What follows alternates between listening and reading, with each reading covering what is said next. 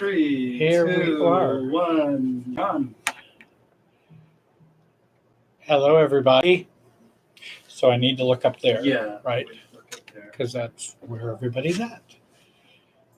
And can everybody hear me? That's one of the first things we need to check out. I know people will be joining. And I see a thumbs up. They can hear you, Jerry. So it sounds like they can hear me. And that's good. Y'all get to hear the man tonight. Oh, and Rinda can see and hear me too. Wonderful. Hi, guys. Welcome to the live broadcast. My name is Jerry Wise. I'm a life and relationship coach, and I've been helping people with relationships for the last 40 years. And I'm very glad to be here tonight and be able to do a live broadcast. I just realized I have the wrong glasses on, so I'm going to have to get the right ones. Hold on.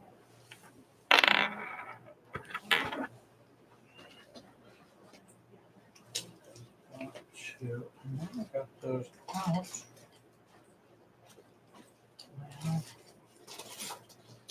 Well, where did I put them? Well, now that's strange. The wrong glasses.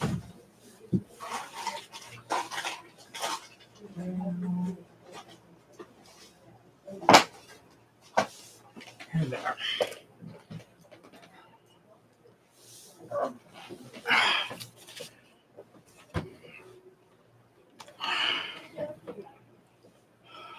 Okay, now we're back, and I got the right glasses on, so I should be able to see better now and at least see what notes I have.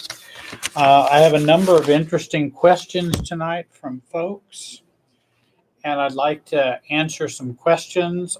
If you have questions tonight, thank you, Rinda, my extra smart glasses. I have to have those on. Because, boy, I tell you, I need extra smart glasses. We have some good questions that I want to field this evening. I also want to talk about emotional circuit breakers also. And Mark's going to be joining me here in just a minute to get your questions. If you would like to write in with questions, please hold off on your questions right now until Mark gets in here in a while, and I'll tell you when we're ready for questions.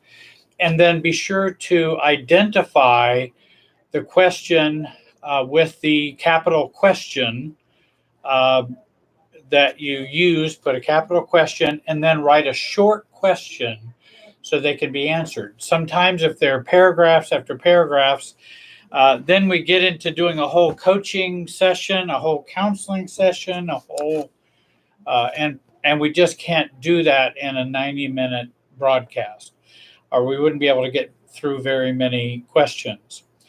Also, the other thing is many questions that people write are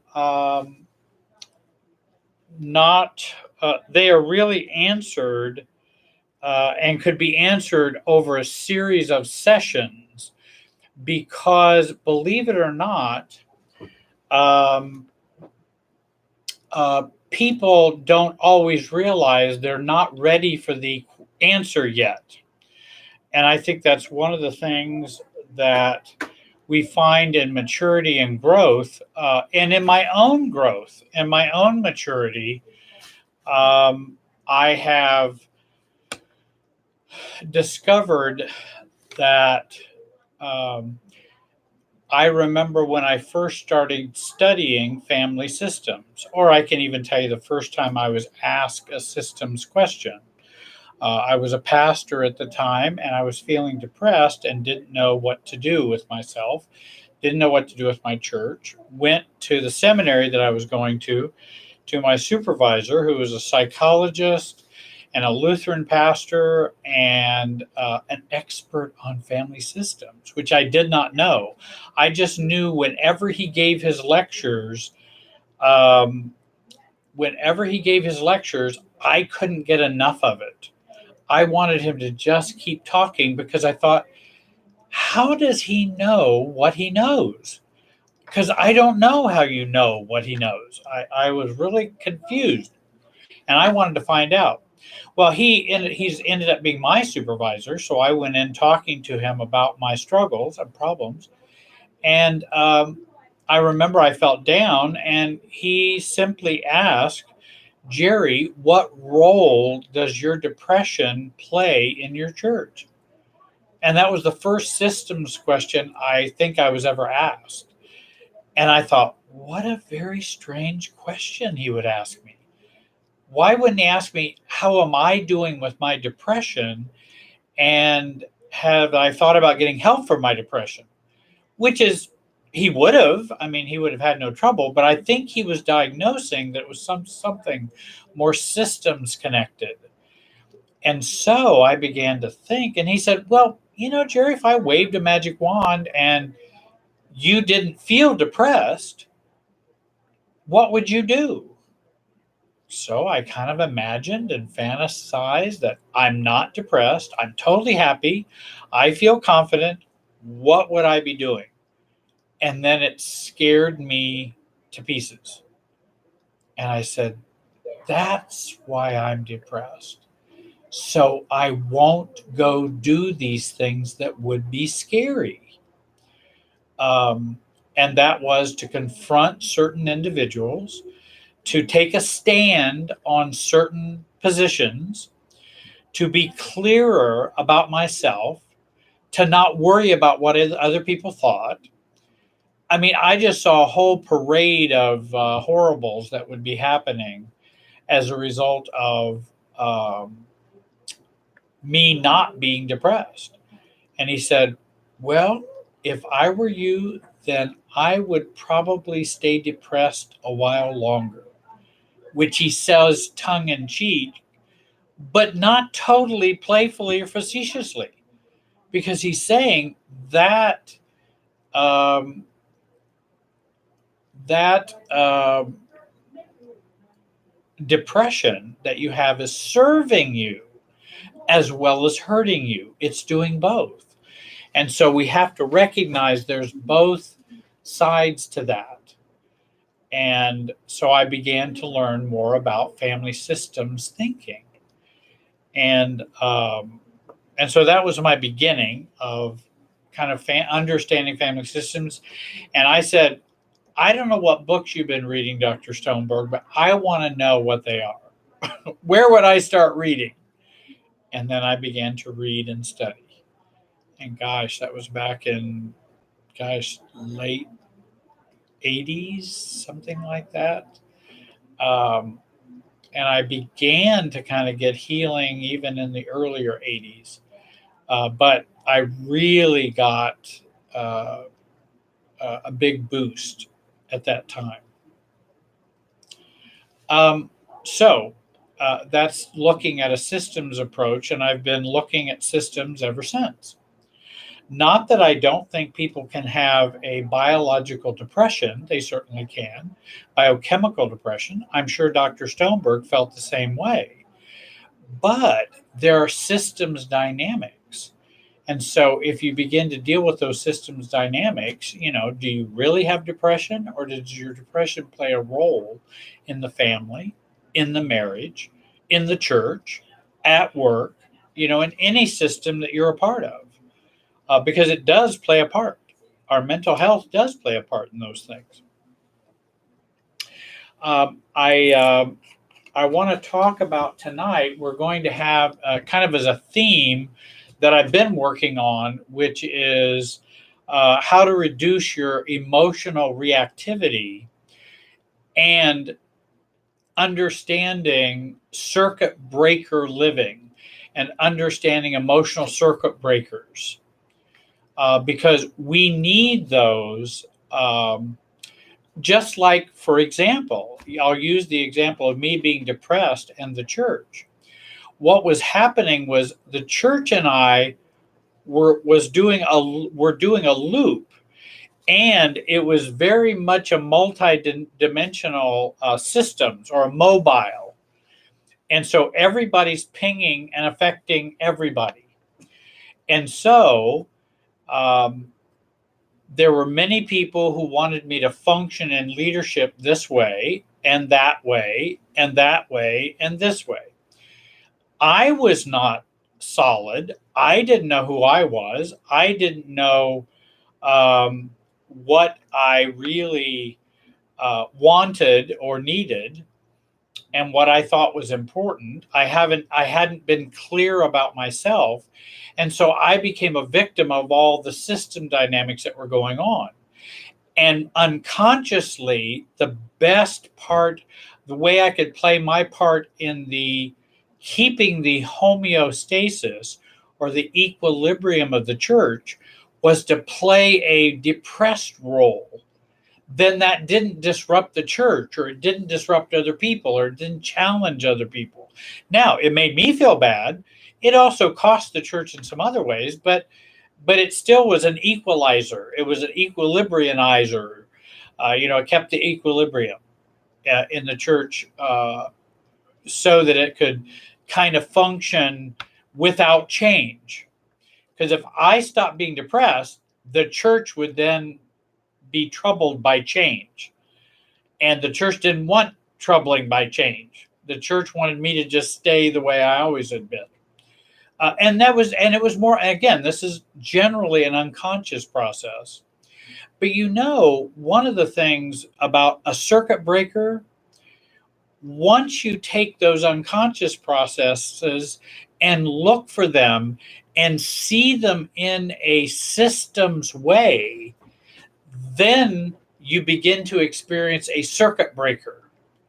In other words, all that's coming at you from the family, from the church, from the organization, it breaks a circuit, and you're now not being pulverized by that circuit that's going through everybody, that emotional field, as we call it.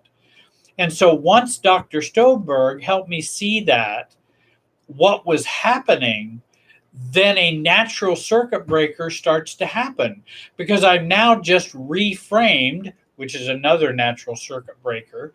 If you reframe things, just like we've used that analogy of the Coca-Cola, once you refrain somebody's irrationality and craziness to Coca-Cola, well, now the force or polarity of that electric current or emotional current doesn't go run through me anymore. It stops at the circuit breaker where I have flipped to a reframing. And so I began to see the church in a new way and reframed way. Also read the great book Generation to Generation by Edwin Friedman, which was superb. Definitely saved my life as a pastor. Could save anybody who's in leadership organization, because he talks about synagogues, churches, the workplace. You see, everything's a family. If you have a family systems perspective, everything's a family. What's not a family? The golf set of the 6 of you go play golf is a family. The girls' night out, that's a family. We all function with the way we function, because that's how we function. That's us. And we bring that to every system we have, every relationship system. So it doesn't matter whether it's work or, work, church, a family. They're all systems. So any organization is a family. And, where 2 or 3 are gathered, says the Bible, is a family. That's my editing of the scripture. And so the family will begin to operate. And however I function in the family is how I'm going to function, and how I was functioning in the church, because that's how I was functioning in my own family. And so I was just bringing that to the church and didn't see that. Once you begin to open your eyes to seeing a more what is it, 30,000 foot view, ceiling view, that begins to change and the circuit breaker begins to happen. And then what happens in the family, the church, at work, doesn't run through you as much as it doesn't run through you like it did before. You are no longer just the victim of the emotional field of this system, which may be very dysfunctional. And you're no longer just, what do I want to say, a victim of it and just a puppet of it, an emotional puppet. Because now I can begin to go, okay, now he said, Dr. Stoneberg said these things. He's right. Well, the way he put it, I have choices. Ooh, now they may not be easy choices. They may be hard choices because they were. If I decided I was not going to be depressed, then I would start doing these things. I would confront this couple or talk to this person and say that's not going to work for us. We need to go this direction. I needed to be more differentiated. And so that I wasn't jumping up and down that I should be doing all those things. But what was nice is Dr. Stoneberg never said I should do them. He just showed me, if you do this, you'll do these things. If you do that, you'll do those things. And it's not like, okay, if I don't do all these things, then I'll be happy, because I wasn't happy by not doing all those things. So then you choose, and forgive the analogy, you choose your poison. Because it's going to be troubling either way. Well, let's at least choose the trouble that's going to move us in a better direction and might provide some relief down the road, because sometimes we have to be patient, but at least move in that direction. And so he never once shamed me, shoulded me, or said, you got to do this. In fact, if anything, he said, slow down, be careful, don't change too quickly, which is an excellent, wise thing to do that he did for me. Because that's one of the things you want to do if someone is caught in a predicament. Many times we try to struggle and pull them out. Sometimes a circuit breaker can be even saying, no, slow down. I think you're moving too fast. When they're going, I want to change now. I'm ready to change. I want to change now. No, I want you to slow down. And if they can choose to slow down, it begins to create a circuit breaker for them, even though it's not giving them what they think they want. Because not always what we think we want is healthy or systems healthy. It's just individual viewed healthy, not systems healthy. And so I began to do some of those things and made those changes in the church and began to make some moves in that way.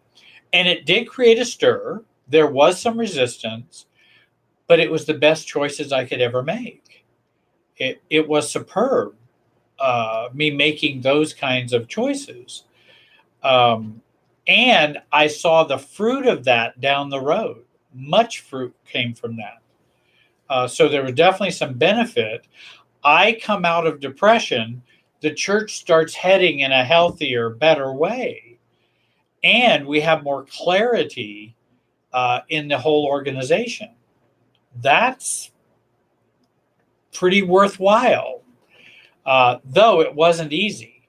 Now, again, that's if you're in a leadership position, you can have quite a bit of influence on an organization. We have a little less so if we're just a member of the organization.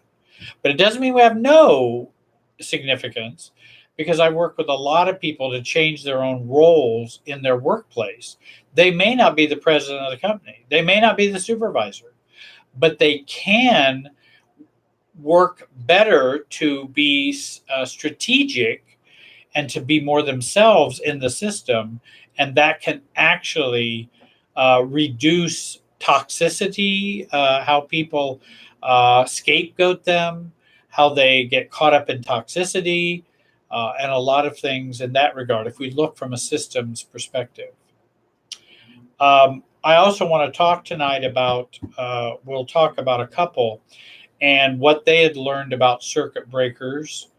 In fact, and what's so, I thought I had, and I'm sure where I put it. Let me look here. Let's see if I wrote it down. Okay, I don't see that. I had made some notes. They were kind of quick notes, but I'm sure we'll probably hit on many of these things tonight. So I hope the example of the depression in the church was of help to you, to kind of look at how we look at problems in a systems way. And I always want to look at what's going on in a systems way.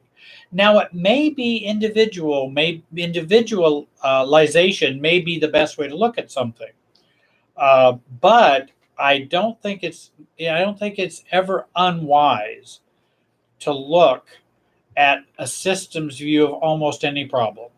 And in fact, Murray Bowen, the grandfather of family therapy, looked at schizophrenia, which is about as stubborn as an illness can be, a break from reality. And he saw how much it affected the system and the system affected it, because he worked with schizophrenics and their families. And he began to see that, wow, there's a lot more. How come when there's greater differentiation, greater autonomy, more clarity, the schizophrenic patient is less psychotic? When the family is more enmeshed and dysfunctional, the schizophrenic patient is a lot more psychotic. And he's going, this is an illness of the brain. Why should the family have an effect on this? And that's when he began to realize, because there's much more going on. There's a lot of electrical, when I say electrical, think emotional current going through the entire family all the time. And so how you manage that, and we'll talk about some circuit breakers, how you manage that is very important.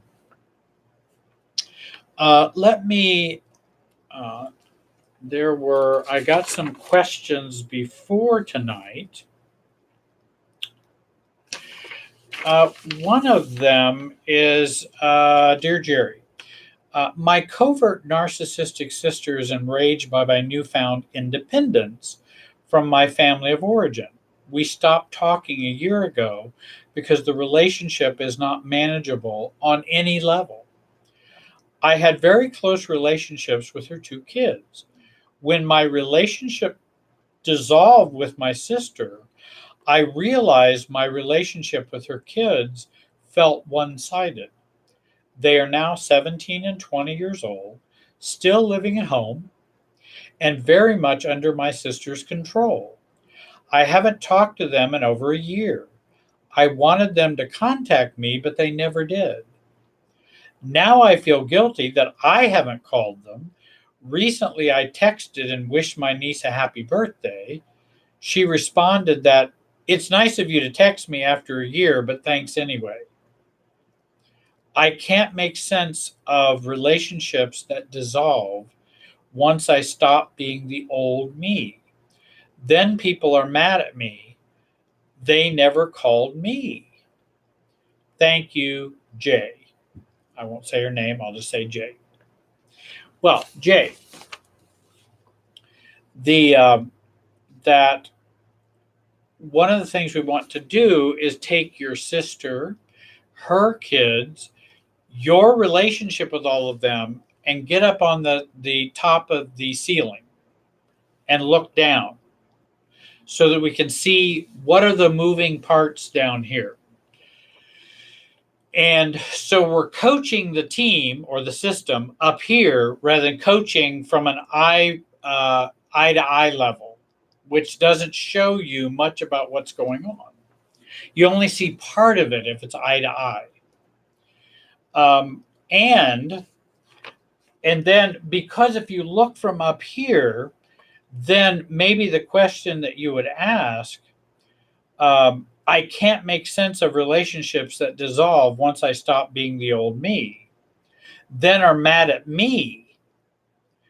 Well, and I have several quotes on my Facebook page, and you might want to go to my Jerry Wise Relationship Systems Facebook page, and you'll see a bunch of quotes about why self-differentiation or becoming the new you is not welcomed by a dysfunctional family. Because then you ping all of them, and that sends a current through all of them that you are wanting to change the system and how we relate to one another. And that's very, very unfortunate. And so they will resist that and give you lots of resistance.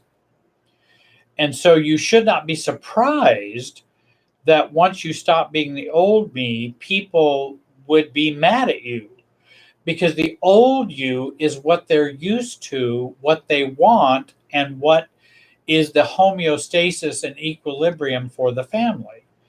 And you said, no, I don't want to do that. I want to have more independence. And they're all going, no, that runs afoul of our enmeshment. Stop doing that. And so then,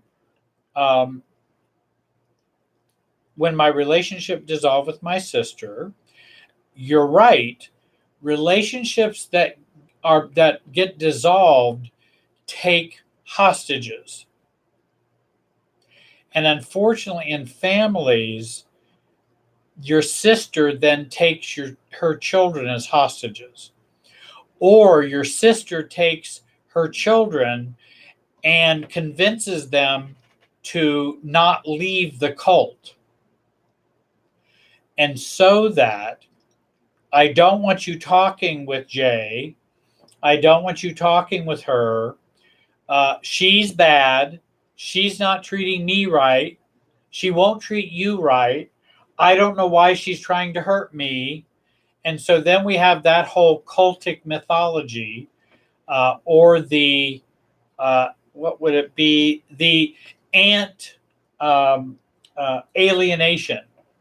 We have parental alienation. We have ant alienation, where we alienate us from her kids. And that's very unfortunate, but I think it can be helpful to look at it as it's, in other words, the kids are in a cult. And you even mentioned they are now 17 and 20 years old, still living at home and very much under my sister's control. Does that sound cult-like to you? Because a mature sister would say, well, Jay and I are not getting along right now. We're having a hard time. We have some disagreements. But you kids have whatever relationship you're going to have with her. That's okay. That's not a cult. A cult is, let me tell you how bad your aunt is. And you don't want to have any part of her. And you guys better do what I want you to do. And it can be unspoken. It's just, if you don't do what mom says or wants, there's going to be heck to pay. Just like probably Jay has had to pay because she didn't make her sister happy. And again, independence from a dysfunctional or enmeshed family is not welcomed. That is not and so I just want to tell you about how the relationship system and the emotional current runs in families, and that when you add independence or autonomy or differentiation, those words are all similar. When you add all of this, then you need to be ready for resistance and ready for unhappiness, because you will threaten everybody. And it pings everybody, and everybody's emotional voltage will really go up if you start changing or have some circuit breakers. And again, that's one of the things with a circuit breaker, though I'm not an electrician, but I assume you have a circuit breaker because there's a surge of electricity, and we don't want it to go so high that it destroys the equipment or destroys the next transformer or pole or line or whatever. So the circuit breaker drops, just like in your house. If there's a surge or a problem, then it wants to shut it off so that we maintain things. Well, that can cause, again, there's a problem of more emotional voltage going on the other side of that circuit breaker. And families get caught up in that emotional voltage. But your circuit breaker keeps you more insulated. Now, the difficulty is you won't be thanked for that, because you're supposed to continue to be that you're supposed to stay on the circuit so that we keep that high level emotional voltage going and smooth throughout the system, even though it's too high, even though it's dysfunctional, even though it's toxic. You need to help smooth it out. Well, if you step out of it, just think what we've done to everybody else. They're not going to thank you for that. And so we have to be willing to ride through the 3 stages of resistance. Why are you doing this? Please stop doing this. And then stop doing this or else. And we want to go through all of those stages of resistance before we might be able to find a new level of operating within this family where we are getting less voltage going to us. If they want to have high voltage, that's fine, but I don't. I want more calmness. I want less reactivity. Now, if they want to, that's okay. And if they come to accept the new me to some degree and are more neutral about it, then I can be a part of the family in a new way. Doesn't make the family all well, doesn't make it non-toxic. It just helps. It just makes it easier for me because they've come to accept, well, we just can't, drive Jerry crazy anymore. He's just neutral. He just doesn't care.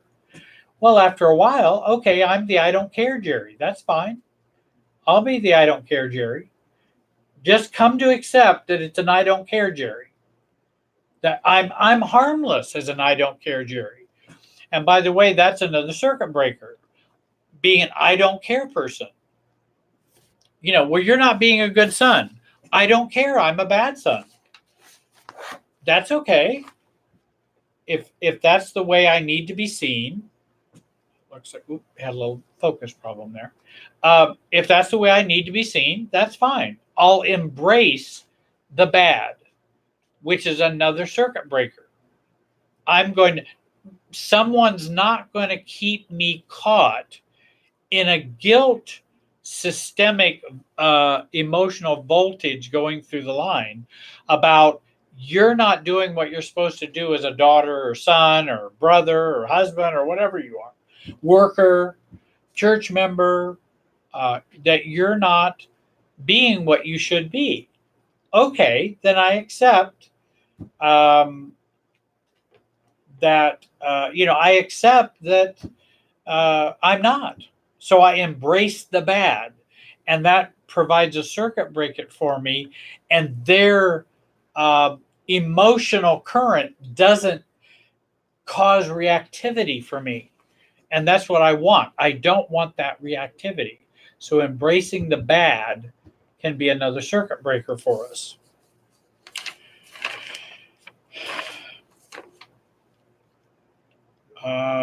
I have another question, and we'll get to your questions here in a minute.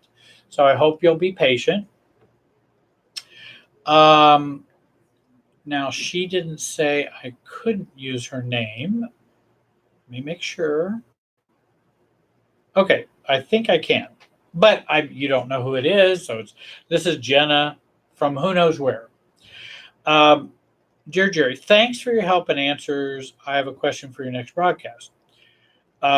My mom likes to pull me aside and inform me of things she sees are psychological issues for me that I need to address. I feel resentful when she. Let me write something down. I feel resentful when she does this, regardless of whether she might be correct. I'm not sure why it makes me so uncomfortable, but I dislike it. Is it appropriate to ask her to stop? Is there a clear way to do so? Well, I think your question has the answer in it. It's certainly appropriate to ask her to stop, though she may not be pleased with your asking. And is there a clear way to do so? Certainly. You use your words and speak that to her. Now, I'm not being facetious and I'm not being funny. It's that, of course, both of those are true. But I think it would be more effective if we saw what was going on. And again, that's where the real circuit breaker happens is if we can reframe and see what's going on with Jenna, your mom, and you. Intrusiveness and someone calling out your life, someone giving you unsolicited advice, someone, I don't know how old you are, Jenna. If you're 10 years old, that might be a little different. If you're 20 years old, that would be different. If you're 60 years old, and by the way, my mother could do that even if I was 60 years old. Parents many times parents don't feel an obligation to grow up and to grow out of their parental role. They just feel entitled to it. So they don't feel an obligation to change that. In fact, they feel it's even good if they do that. And that's why they were put on earth to be your eternal conscience, your eternal observer, your eternal criticizer, your eternal I've got the best advice for you, and those kinds of things. Now, Mark is going to be joining us here. He's getting his paperwork set up. If you have a question, write question in caps so that we know it's just not a comment. And then ask a brief question. So, what does Jenna do about her mom, who's always telling her, hey, you've got these issues, you need to address those. I feel resentful when she does that, even though she might be correct. And again, that's what's even hard when someone might be right. But even though they're right, doesn't mean they're right. If someone comes to me and says, Jerry, by the way, I have a Buick. And if they go, I just want to let you know, the Buick was not the number one safest car in the U.S. I don't know why you bought that one. Now, they may be correct. It may not be the safest car. It probably isn't. But look at they're right while wrong. Why is it their business? Why are they sharing that with me? Are they sharing that with me for altruistic reasons? Because they care about me, concerned about me? But yet, to some degree, it's like, I know there are probably safer cars, but I wanted this car, and I will drive safely as best I can. And as far as I know, whatever car you buy, there is some risk. If a 16-wheeler hits you, I'm not sure it matters too much what you're in. Now, there are some cars that are more safety minded. And I do acknowledge that. But there are also some very, very, very safe cars that I can't afford. So that's a problem too. So when someone offers unsolicited advice, and that's what we have here with mom, first thing you want to do is, Jenna, one of the things you can look at is, well, is she right? Okay. Well, so what if she's right? She can be right. Oh, you talked about your resentment. That's what you were concerned about. I feel resentful when she does this, even if she's correct. And I remember certainly feeling that way. I would feel resentful whether my mom or dad was right or whether they were wrong. I would feel resentful. And that would come up in me because it was the way I look at it. Again, if you take a 30,000 foot view and look down, it's your mom and here's another circuit breaker that I use, which is the tennis net. If you're on one side of the tennis net, she's on the other side of the tennis net. Your mom, Jenna's on one side, your mom's on the other, Jenna. What happens is when mom makes these comments, she either takes down the net or jumps over on your side. That's why you feel resentful. That's when the resentfulness comes up in there, because it's just troubling. It would be like, I probably would have been good if I'd have gotten a haircut for tonight, because the lighting, you can see my scraggly hair at the top, and it's not all shaved back, which I generally tend to do, but I haven't had a chance to go to the barber. Now, if someone would just keep telling me about my hair over and over and over again, then I could begin to feel rather resentful or kind of upset about that. Like, why, yeah, I know I probably should get a haircut, but it's not going to hurt us tonight. I mean, I don't think anybody's going to have to shut the program down because my hair is a little scraggly up there. Almost maybe a Bernie Sanders look. I don't know. Though he has more hair than I do. I'll have to say that. He definitely has more hair than I do. And so you feel resentful. And again, what you have probably had mom who has done this since you were a small child, more than likely. It's probably been going on for a long time. And you may not have done or embraced fully the negative feelings you felt about it. And that is also a circuit breaker too, when we can embrace the negative feelings that we feel about it, not and weaponize them and send them to mom. That's not a circuit breaker. That's a circuit surger. So we don't want to surge with those negative. We don't want to surge with those negative traits, negative feelings that we have. So, but we do need to embrace our negative feelings. So we go, oh, I do feel resentful about this. However, I need to go explore what I'm resentful about, and I need to go take a look at how long I've had this resentment. Maybe I need to be working on that and write a letter, journal, and talk to somebody, a sponsor, a 12-step sponsor, coach, a therapist, and read this very resentful letter I have towards mom, but not weaponize it with mom. What we want to do with mom is be an adult.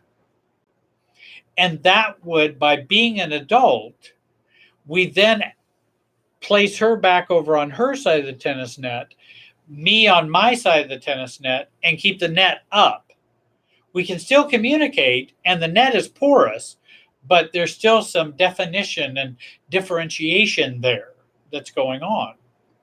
And so, Jenna, let's assume, and you didn't mention which particular psychological issues that you need to address. Let's say she says, Jenna, I don't, you're really going to have to deal with your depressed attitude, or you have low self-esteem. Let's use low self-esteem. I just noticed you just have low self-esteem. You need to do something about that, Jenna. And this is mom talking. Then I like to use the circuit breaker, of course, which is the um, does it bother you method, to put her on the other side and me on my side of the tennis net. Well, mom, does it bother you? Well, yes, it does. Well, mom, it doesn't bother me. Or if and when I get bothered about it enough, then I'll probably do something about it. And that begins to straighten out that tennis court. If the person would continue, let's say they might, continue and not get that more gentle, though that can feel aggressive too if you have a dysfunctional family, even though you're just asking for selfhood, is all you're asking for. My psychological issues as an adult are mine. If you have some genuine concern, you can voice that. But you don't want to keep complaining and, pointing out all of my failings and failures to try to get me to change, because I'm going to feel resentful and want to push away from that. Now, I have to deal with my own psychological issues. And so I can, if they keep addressing it, then we have to be more adult. I might feel more resentment. Okay, I got to deal with my resentment with Jerry over there, not with mom, because she's not going to get that. And that's probably not going to get her to stop. Mom, I feel so resentful about you doing it. Would you stop doing it? I hate when you do that. That's generally reactivity. And so we don't want to be reactive. And so if they keep doing it, then we have to do the stop. Mom, you must stop talking about this topic. If you don't, I will have to set up more boundaries. I won't be coming by. I won't be talking with you about my psychological issues. That will be off limits to you. So I need to do that. If they go, no, I'm not going to stop, I'm going to keep going, well, then I need to live somewhere else. I'm going to have to go. Now, again, that may take time. There may be problems with that, but at least that's the direction we would want to go with those kinds of problems. I am getting a couple of questions here.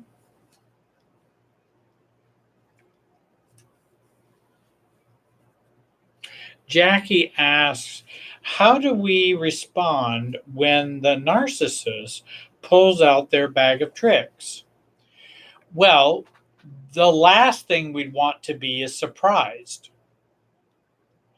Being surprised is reactivity. I don't want them to have that much power over me. Narcissists will bring out their power, their bag of tricks. That's just what they're going to do. And so we either can take and that's where we have to set boundaries when they pull out a bag of tricks. And it's a little hard, Jackie, to answer that question when I don't know which trick they're pulling out, because that can make a difference. Because different tricks might require a different approach. So because a narcissist can respond in lots of ways with their bag of tricks.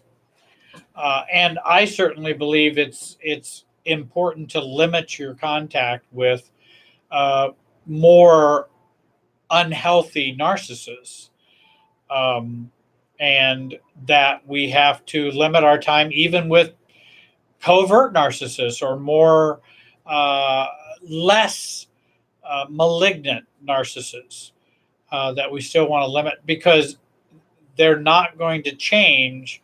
They're going to have their bag of tricks is going to keep coming. The issue is I want to get that narcissist out of me. I can't make them stop, but I want to get the narcissist out of me.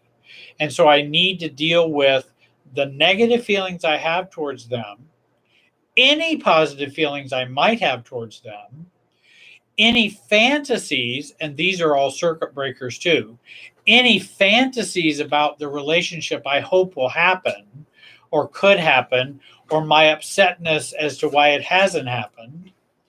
That would be a circuit breaker. And I need to get that narcissist out of me. So when they pull out their bag of tricks, the tricks stop at the tennis net. They don't invade me inside internally, emotionally. They stop here at the tennis net.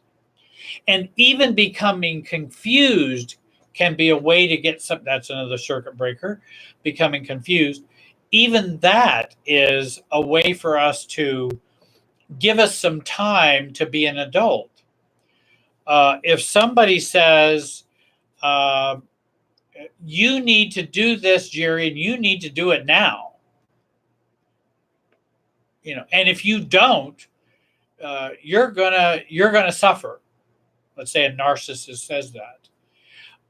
Then I would start going, wow, that is really confusing. And I would go into a confused state to give myself an opportunity to sort this out. Well, that's very confusing, and I'll get back with you. It stops at the net. I'm going to be confused. I'm not taking it in. I'm observing, not absorbing, which is another circuit breaker. That I'm going to observe, not absorb. I'm hearing what you're saying. I don't like what you're saying. It doesn't make sense what you're saying. It's not adult what you're saying. It's mean. It's narcissistic. I hear all that. So I'm going to say, I don't know why you have to do that other than you are a narcissist. Now, I'm not saying that to them. I'm thinking that in my own mind that that's why they're doing this. Okay, what do I need to do to protect me? Not what do I need to do to defend myself with them, but to protect me in a healthy way. Or what do I need to do to change them from their meanness or change them from their way of thinking? Because you're going to be spending decades doing that. And then it still won't work.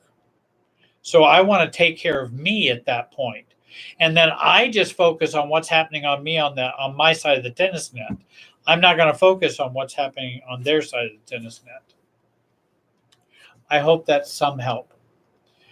Soren asks, what do we do with people who just want to complain about their lives and not change anything?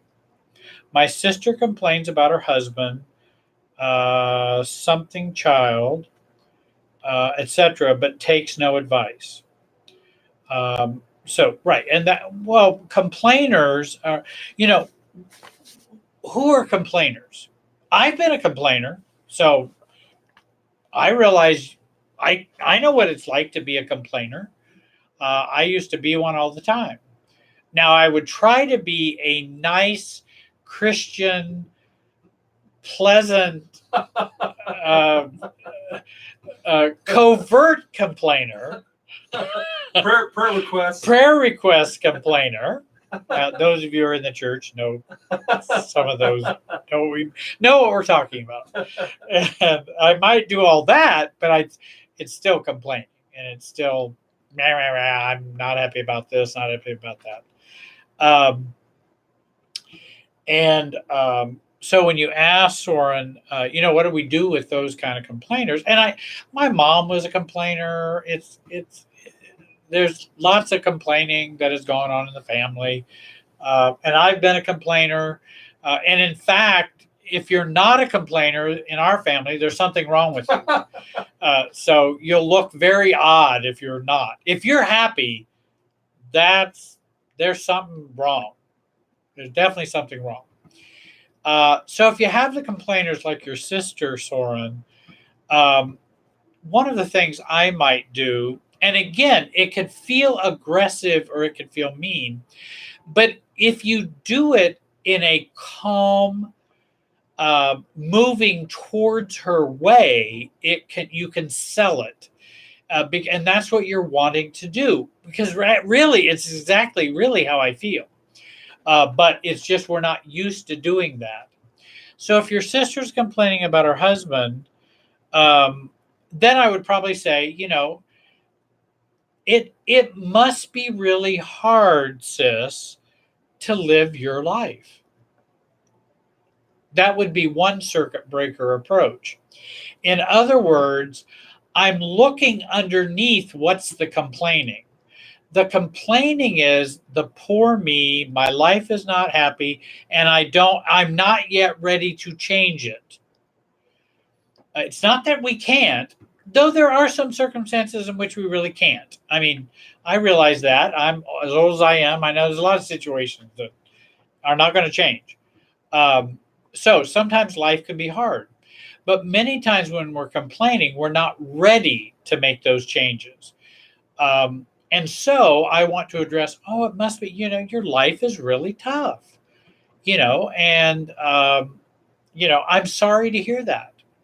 So we give them compassion, in which we take the complaining and give them something that's underneath what the real problem is.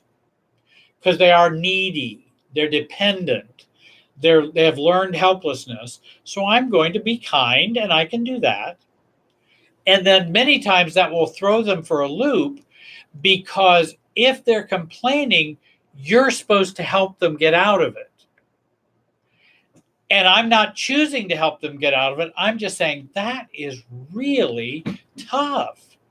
Wow. That leaves her on her side of the tennis net, me on my side of the tennis net.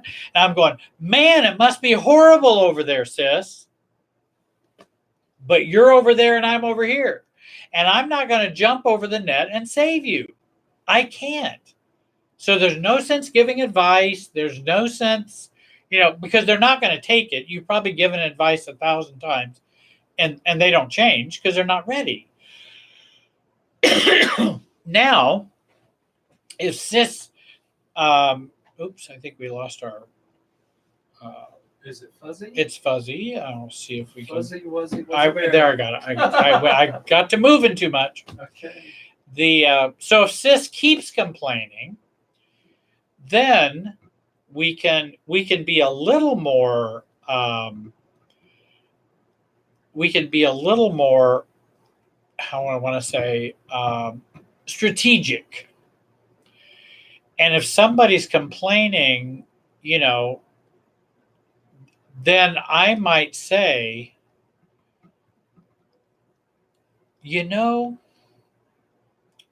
sis, you complain about your husband and child a lot, and that does worry me. And I wonder in what way that works or helps you in some way. I'm just curious. Not that I want you to be unhappy or want you to be unhappy with your husband or your kids or that life's not tough, but I just wonder. Now, that's a little more helpful if you want to be helpful. In other words, I'm moving towards the tennis net a little more in doing that. Here's the net, and I'm moving that way, but I haven't quite jumped all the way over yet. To jump all the way over the net to her would be, and this is what you need to do. Now I've jumped over the net, and now I'm all in her stuff, and now we're enmeshed. So you have to be tricky you have to be careful how far you go up to the net. But I like I'm just so sorry to hear that. It must be really difficult. And in some way, we've talked about narcissists and supply. Complainers and learned helpless people need supply too. And who do they need? They need someone to feel sorry for them. They need someone to try to help them, which they will reject and not do. And so they need that supply. So they come to you and go, oh, let me tell you about all my problems and everything going on. I got to tell you, because I hope you will try to kick into overfunctioning so I can stay under functioning. I need you to kick in your overfunctioning for me. Well, I don't, good luck. Good luck overfunctioning and getting them out of it. I don't think it's going to, I just don't think it's going to help to do that. Soren, I hope that helps some. And that is difficult. We have lots of family members who complain, and we have coworkers. I have coworkers that would complain all the time, and it's like, I'm sure, you're looking for something. You may want to look for it a different way. And of course, you can always say, when someone complains to you, that sounds like a great topic for your therapist. That's another circuit breaker. Do the referral. That sounds like a great thing for you to talk to with your pastor. That sounds like a great thing. That's what and don't you think when I sit on an airplane, somebody says, hey, Jerry, what do you do for a living? Guess what they're going to say? They're going to have problems and complain. And I'll go, boy, that's exactly are the topics you need to talk to someone about. Because they have to be willing to and ready to get some help. Otherwise, I'm just wasting my time. I'm just wasting my time trying to help I'm better off doing the referral than helping them. A referral can be much more help. Let's see.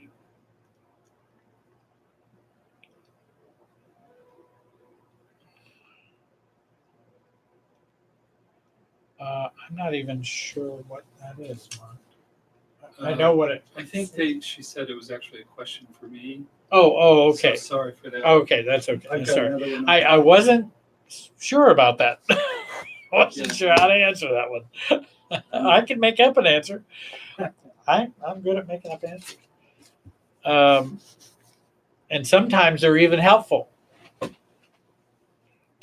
I thought while we're getting some more questions, I wanted to share with you an example of circuit breaking life like in marriage. I had a couple, and they're from Ireland. And I work with them. They're a wonderful couple, lovely people, imperfect like everybody else, very talented, smart folks. And I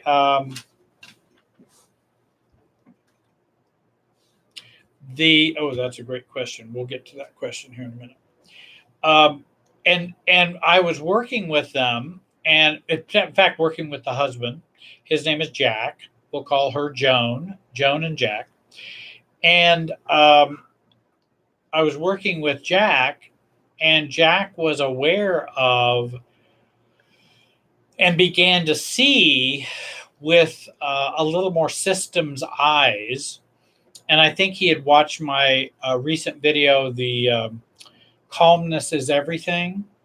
That's about an hour and 47 minutes worth of some gems in there that could be of help to anyone if you want to look on my YouTube channel or on Family Tree Brand Life Coaches channel or Jerry Wise Relationship Systems channel to look at Calmness is Everything. And I do give you some more circuit breakers because we want those circuit breakers. And circuit breakers are the things we do to be non-reactive. That's what we want because there's a surge of electricity, surge of emotionality, and we want to eliminate and reduce that surge. And how it affects our limbic system and how we become reactive. Back to Jack and Joan. So Joan and her mom, Joan's mom has been kind of problematic, maybe a little more narcissistic. Jack's family is kind of narcissistic and kind of codependent, very enmeshed. enmeshed. And there's enmeshment on Joan's family too. And so there have been times when Joan's mom has been reactive over nothing and misunderstood things. And Jack, who is the son-in-law, he tries to help. He's tried to overfunction. He's tried to do all kinds of things to make up to Joan's mom. But Joan's mom will always find fault.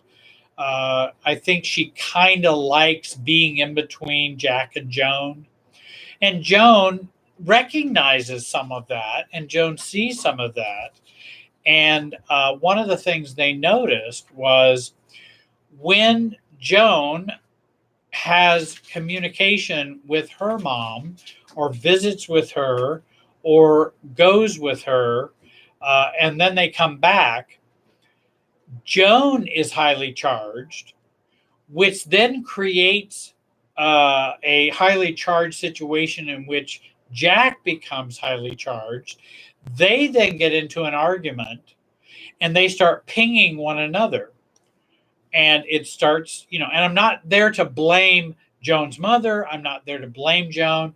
I'm not there to blame Jack. I'm just saying this is what tends to happen. It can go the other way. It can be Jack who's upset by something or someone and he brings it home, because we bring home the pinging. If you get pinged at your family of origin, if you get pinged with your parents, if you get pinged with your sister and brother or your family, or at work or at church or wherever, we tend to bring it home even if we're not thinking about it. We still have the reactivity going on inside. And so she comes home. They then tend to get in an argument. They ping it back and forth. So we began to plot that out and see where we could put in some circuit breakers. And one of the things he could do to put in a circuit breaker of, if she comes home from mom and mom sends out all this toxic energy, reactivity, criticism, even if it's unspoken, it doesn't even have to be spoken. It's just that energy of negativity. And then it comes home. If he recognizes that or is prepared for that, then he can be able to put up a circuit breaker for himself, not take what's being said or done so personally. Also takes, what do you call it when you're in a ship? Evasive action.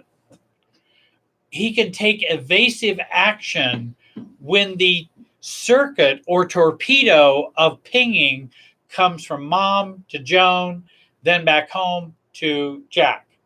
And he can take evasive action. And that is one of the circuit breakers, which is to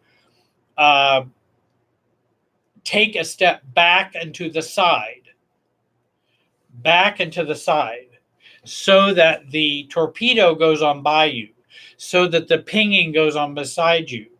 And that's what I used to mean when I talked about the matador. How do matadors survive not getting gored by the bull? They use a cape, and they hold the cape right in front of them, right? No, I wouldn't do that, because the bull is going to target the red cape. The matador doesn't hold the cape in front of them. The matador holds the cape to the side so that it goes right on through and not through them. So we take one step back into the side. And so he then was learning to take one step back into the side and not let whatever's happening with mom come home, and at least not affect him. Now, she still may be pinged, but we're going to break the circuit breaker right here. And he can make a decision about that and be strategic about that. And that has been very helpful for them to do that. And so now mom has less control and impact on their marriage. There's a book that I think that's kind of what she kind of talks about. It's called the let's see, what would I say? It Takes One to Tango by Winifred Riley, I think. I should have that name, but It Takes One to Tango. That I know is the title of it. And she's talking about someone understanding systems and using that in their own marriage, whether the other spouse is cooperating or not, because you still have currency, you still have purchase, you still have power and empowerment within a system. Believe it or not, and I know this will be controversial, I'm sure, no one is completely powerless in a system. Now, I know you're going to write all kinds of things. Yes, Jerry, there are. I certainly know there are people who are abused, misused, tortured, but I understand all that goes on. And if someone's holding a gun to me, I'm not sure I have lots of power. I mean, I guess I could still run. I might, if I knew jujitsu or martial arts, I might be able to do something. But if I don't, then I'm somewhat powerless at this point. I'm in the control of the other person. But in most relationship systems, there's not zero power or zero empowerment. And I think that's something we want to remember, that even if we're supply for someone, we are at least supply for someone. That's some power. So I don't want us to forget that we have power even in bad systems. We could have a whole night on talking about what do you do with that power. And maybe we can have a talk on that sometime. So anyway, Jack and Joan were helped by that, talking about the circuit breakers. Then I have a question. Is it ever an appropriate time for a healthy person to jump over the net to help someone? Or should we never give advice and give compassion and empathy instead? And I think that's a great question. It is never inappropriate to give advice, to help someone, as long as you're doing it intentionally, not neurotically, unconsciously, but intentionally. And for example, if I'm Jenna's mother and I would like to give her some advice, let's say, or share with her about emotional or psychological issues, I can do that intentionally, but I don't want to do it out of a systems. Well, I'm your mother. I have a right to tell you all these things. That's not intentional. That's just systemic dysfunction.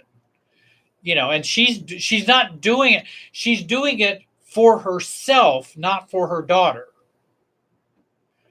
More than likely.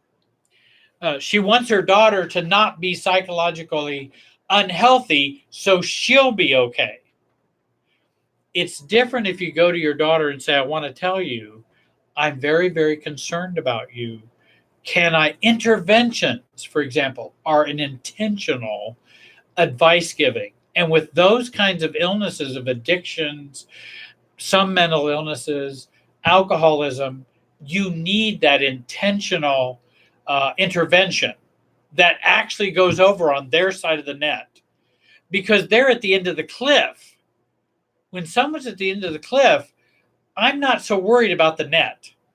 The net doesn't bother me quite so much if someone's at the cliff. But even sometimes, if somebody's at the cliff, which is very scary, we sometimes have to stay on our side of the net. And boy, is that tough. And I worked with alcoholic and addict families for years, and how difficult that was for them to let them go. Because them holding on wasn't getting them help. Them letting go is more likely to get them help. But boy, it's scarier than all get out to do that. And so, is it appropriate? Yes, we can, as healthy people, give. I can I can give someone a monetary gift if I do it intentionally, not because I feel guilty, not so I will please God or make him love me more, because that's not why I would do it. And that I do it out of intention. There's no strings attached. And again, my advice, if I jump over to help someone, my advice or help doesn't have strings attached. Generally, when people jump over those nets, there's strings attached. There are no strings attached if I help. So certainly I believe in helping our brother, helping our neighbor, helping, absolutely. But I also do not want to help when they are able to do it themselves. Then again, I'm jumping over the net. I can help someone when they can't do it themselves, and I choose to give that help. But I'm not guilted into it. I'm not, ooh, well, I can even remember, well, I'm not going to go into all that. So, yes, I think we certainly can give advice, be helpful, but we do it humbly and we do it intentionally, not neurotically, not automatically. Do it intentionally. And we know the full consequences. Number one, they may not like me. If I do an intervention, they may not like me. But I do it intentionally because I know that's the higher good. And I do it intentionally, not automatically. I don't do it because I want to save someone. I do it because I care and love someone. I don't know that we can save anybody, but we can love someone and care about them, and to the point where I can go and offer my help or give my help. But it's not to make me feel better. It's not to fix my life. It's not to make me feel more in control. It's not for them beholding to me. It has nothing to do with that. It's my mature. So we can maturely sacrifice ourselves for others. I think Jesus is a good example. He didn't give up his life because he felt guilty. He didn't give up his life to be somebody he wasn't. He gave up his life willingly, intentionally, for the purposes that were his values, his beliefs, and what he believed to be important. That's why he gave up his life. No one made him do it. And now we can talk about all the theology of that and the Trinity, but I'm just saying that it was a willing, sacrificial choice. And hey, if somebody's doing that and they know the pluses and minuses, and they want to go serve the poor, then go and do it. Absolutely. Let's see here. Oh, that's a good. That's a whole session in and of itself with that question.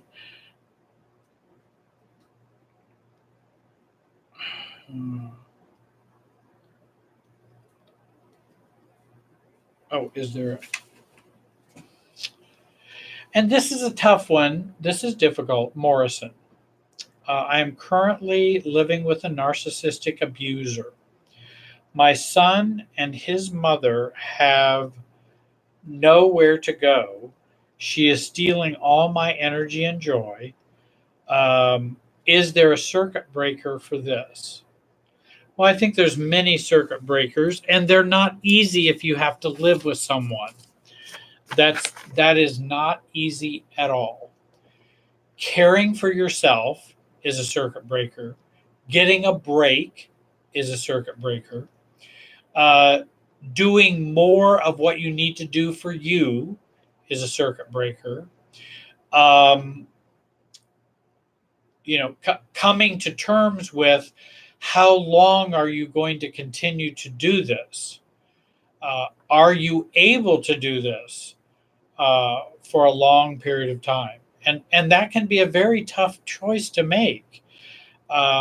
I remember even in my own life with my own granddaughter and just how difficult it was. What do I do with her when she has a mother or a father who's not functioning very well and I can't control it?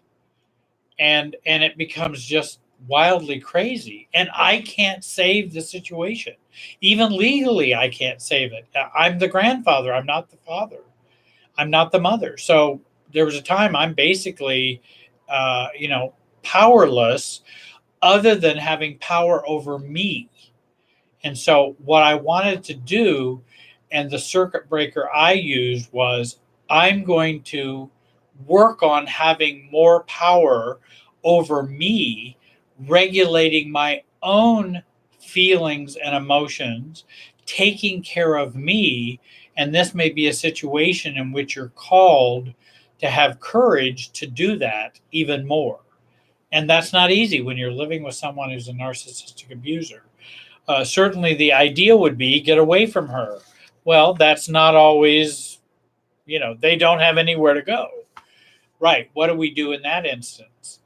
But I think what I would do also as a circuit breaker is find someone for you to talk to. I don't think you should not be alone.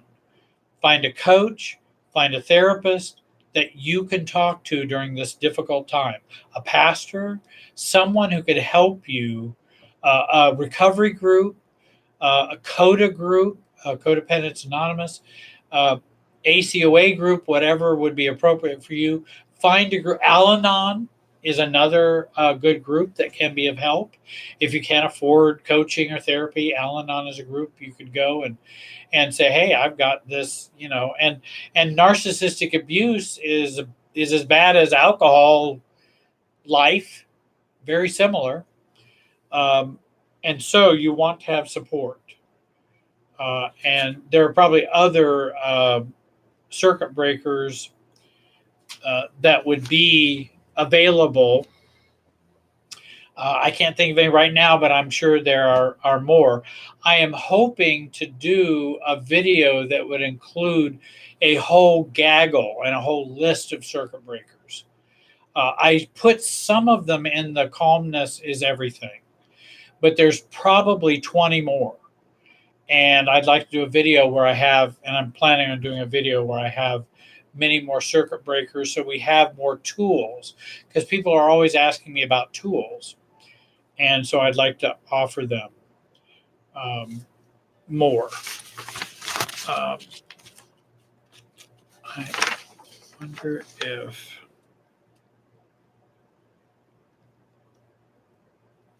Okay. Well, if I could, maybe I could end with this question.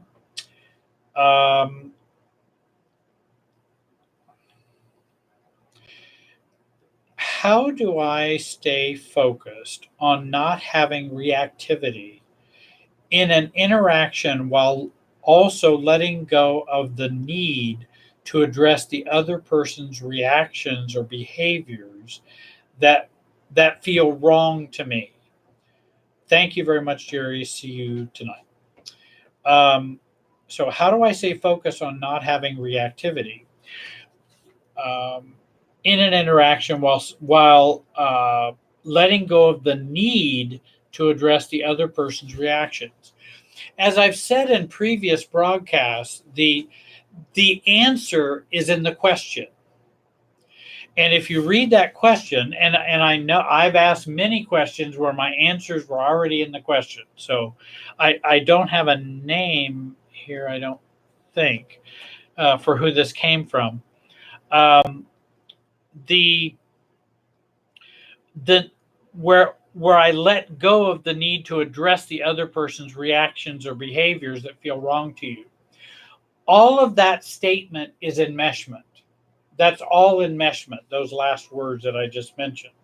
And so we're enmeshed with them, and we find ourselves jumping over on their side of the tennis net because we can't let their behavior go. We can't, it's been negative, so I can't let it go. And so that not being able to let it go will keep you reactive. you will keep the reactivity going as we are focusing on their wrong behavior. And what I like to do is stay on my side of the tennis net, not focus on their wrong behavior, though I might mention, and it depends on what the circumstance is, of course, because this would vary depending upon what wrong behavior they're doing that might feel wrong to you. If they're throwing a knife at me, that can have a different reaction from me than if someone's calling me a jerk. That might be, or my mother saying I need a haircut. All those would have varying degrees of what I might respond. Now, I think all of those situations are inappropriate, but they're inappropriate at different levels. And so I might want to have a response to or I would have a response to someone in which I would say, well, I don't like that, or that's not how I feel, or I think what you've shared with me is inappropriate.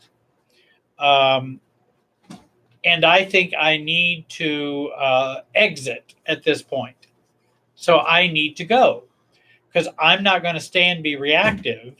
I'm going to identify what I'm not happy with what you just said, but I'm not going to get into why they said it, how they should have said it, what was wrong with them, or do a psychoanalysis on them. That's probably not going to help unless they're asking me for that. But if they don't ask me for that, I'm not going to offer that. If we feel caught and we need to address the reactions of others, then we're enmeshed. I'm going to leave them on the other side of the tennis net, and they are free to have as many reactions as they want. They can have all the emotional current running through them they'd like. I'm over here on my side. I'm not going to get in between that. And if you start trying to address their behavior or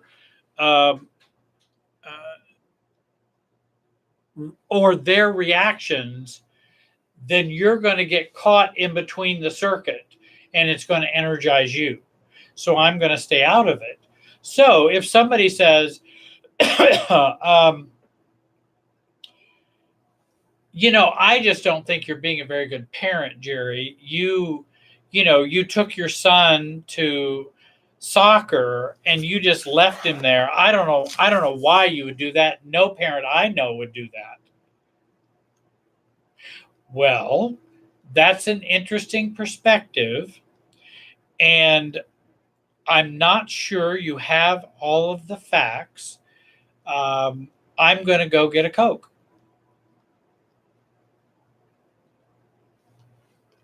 I'm not going to deal with their reactivity. I'm not going to deal with their reactions because, again, we're back to Coca-Cola life. I mean, you don't know why I left my son there. Maybe there was a fire and I ran off to, you don't know. And you're making judgments about me you should not make. So that's a problem. And I want to stay out of other people's reactivity. Always stay out of other people's reactivity. Stay on your stinking side of the tennis net. And that's a hard lesson. It's very hard. I've been working on this for 40 years. It's not easy to stay on this side of the tennis net, but it pays off a lot better. Let me tell you that. And it doesn't mean I don't engage people or I don't care about people. It doesn't mean that. It just means I'm able to more be myself than get all wrapped up with them.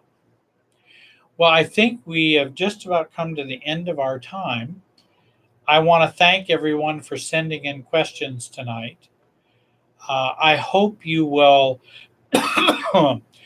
join my email list by signing up at www.jerrywiserelationshipsystems.com, or you can email me, and I think we'll have that below underneath the video.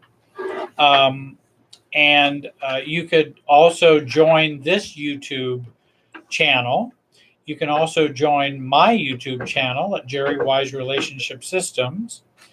I've got a new video that I'm going to be doing. I'll be heading out west to do a new video, much like the calmness is everything, and it'll be an interesting topic about that chronic and systems anxiety. And someone has asked me to do that, so I'm going to do that. That'll be here in September, maybe early to middle September. I just want to thank all of you for joining tonight and sending in your questions. I've answered as many questions as I could this evening. I tried to look over some of the questions people had sent me before the broadcast, which I appreciate. I do have some workshops that you can purchase on Vimeo, Jerry Wise on Demand. And I want to thank Mark Smith for joining me tonight and helping me, being a wingman to help me with the questions. He's the guy. And I thank him for letting me take his chair occasionally and bring some information to you that might be of help to you, I hope. So I want to wish all of you a great week, and I hope you have a great evening. And thank you for watching. Where's the end button? Oh, here it is.